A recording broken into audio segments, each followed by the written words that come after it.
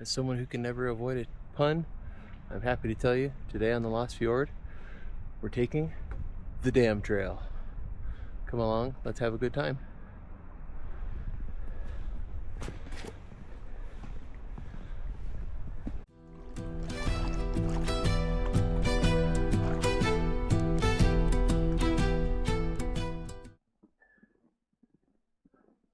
We made it to the trailhead early enough and it's cold enough that we're blazing our own trail this morning.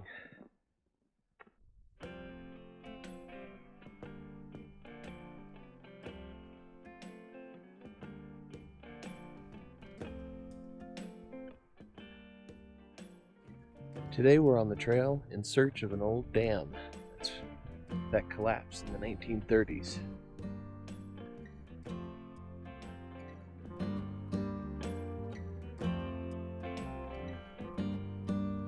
The snow isn't very deep, but it is enough coverage that we have to make sure we watch our footing. I've done this trail in the past, and I know for a fact it's pretty rocky, so definitely want to make sure we take our time. Don't slip, don't slide, don't twist our ankle. All of that would be a good thing.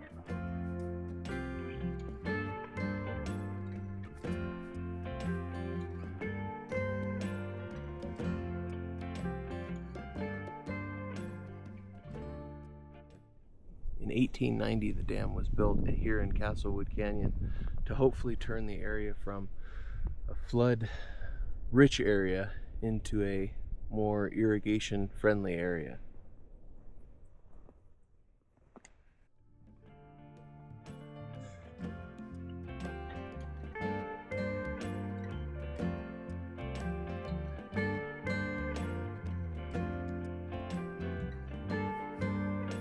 The temperature isn't supposed to get above freezing today, so we're going to really take our time and make sure we don't sweat. Make sure we regulate our body temperature really well. Nobody wants icicles.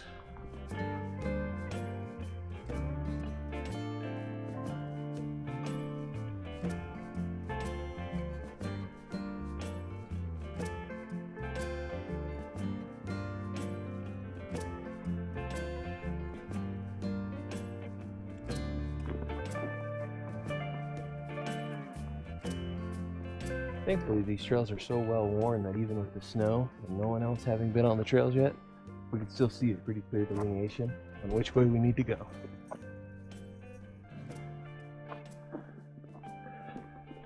These look like small little oodoos. Not sure if that's what you call them, but I know in some places in Utah, oodoos are where the water has actually created towers.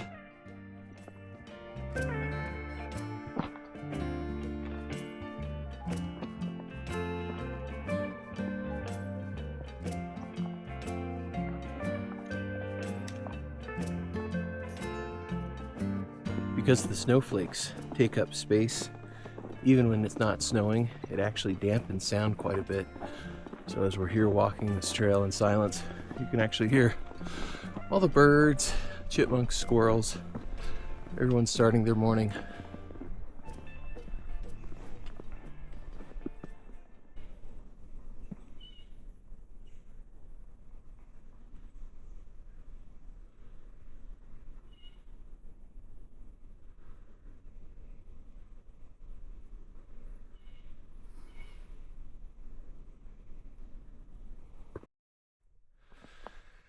Still one of my favorite things about the snow, makes it so much easier to track. I think what we're seeing here are bird footprints hopping their way across. The dam that was built here in the cabin was actually built notoriously poorly, so they seem to always constantly have problems with it, and the fear of it collapsing was a serious consideration for the majority of its life.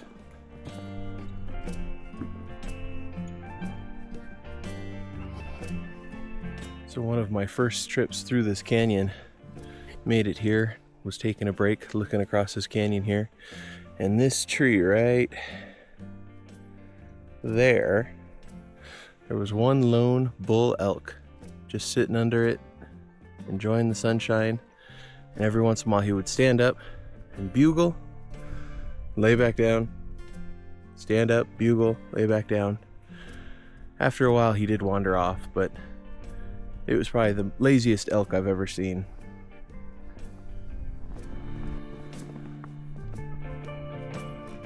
I think I found the one spot where there isn't any snow, so we're going to take the opportunity to take our bag off and get a drink.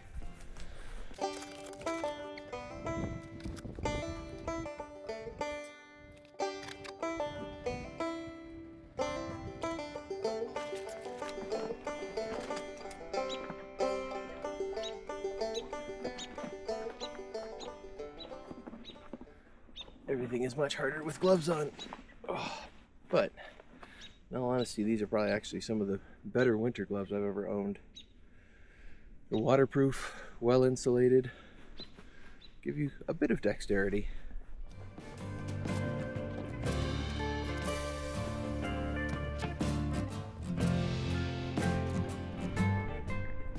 It's a nice meandering trail. They've actually taken it and guided it around the little valleys on the front parts of it. So instead of switchbacks or super steep inclines, you can actually come out and enjoy a pleasant walk.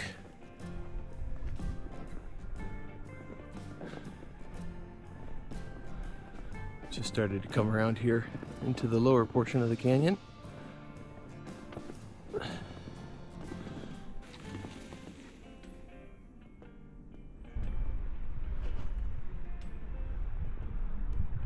Start to see now the stream that runs through here. Here you can actually see some of the old dam construction.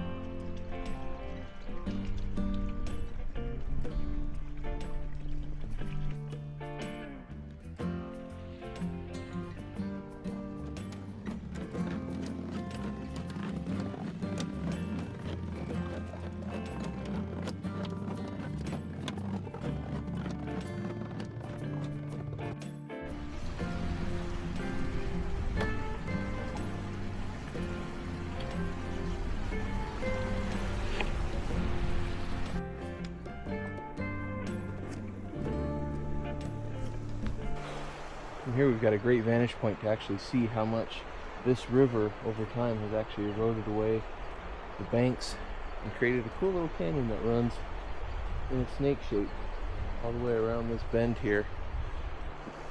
It starts from somewhere up there.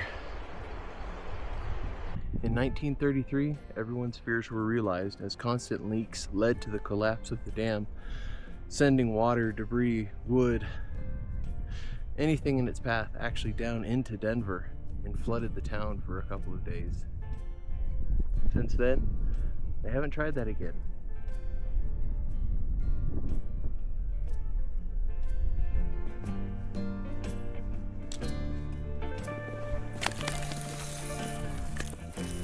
From 1890 to 1933, the dam actually turned this into a 200-acre lake called Lake Louisa.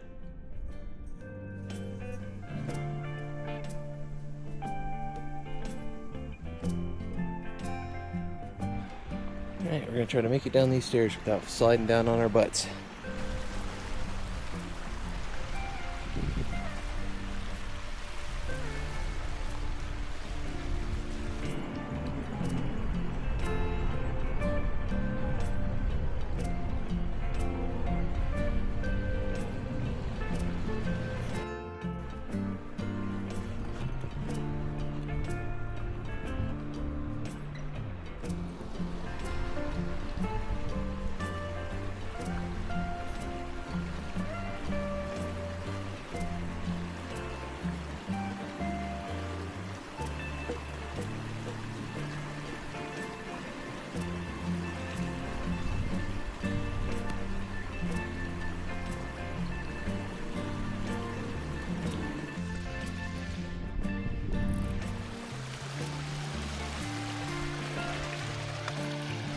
As we get closer, we can see cracks in the stone and mortar, some of which may have contributed to the collapse of the dam.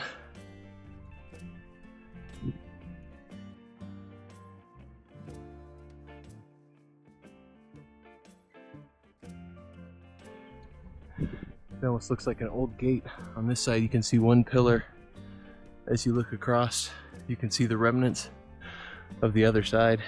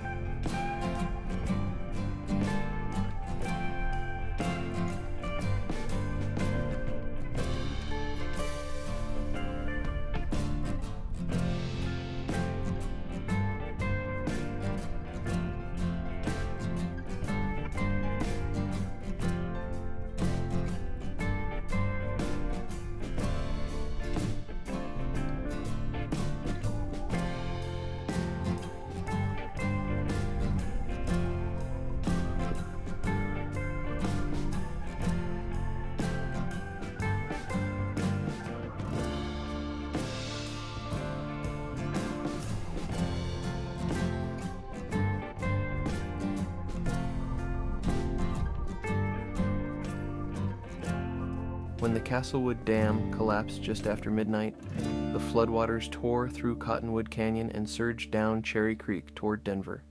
Bridges were washed away, rail lines twisted, and farmland buried under mud and debris. In the aftermath, the ruins were left behind, a lasting reminder that even quiet canyons can change overnight, but thankfully no lives were lost.